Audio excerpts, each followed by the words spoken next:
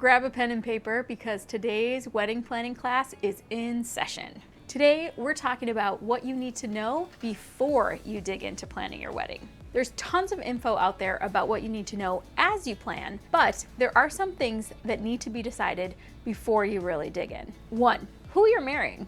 I know, this one seems silly, but I swear it's really important. So many people have big ideas in their minds about their wedding before they even know who they're marrying. This can really be a problem if your vision for your wedding doesn't align with your partner's, or if the ideas you had before meeting your partner really don't fit the two of you as a couple. So if you're engaged, try to enter into planning your wedding together as a group project that neither of you has done work on just yet. The best, most memorable weddings are the ones that are a reflection of the couple, so much so that you couldn't substitute another couple and still have it make sense. The personal touches and choices you make along the way together are what really weave into the day that specialness that you can't do alone ahead of time. 2, where you want to get married. This may seem obvious too, but it can make a huge difference in terms of your plans. For example, we're based in Chicago, and if you plan to get married in the city or the suburbs, your wedding experience can be very, very different. Whether or not you're interested in a destination wedding can also be a big thing to discuss before starting your planning. So talk about this ahead of time so you know which direction, literally,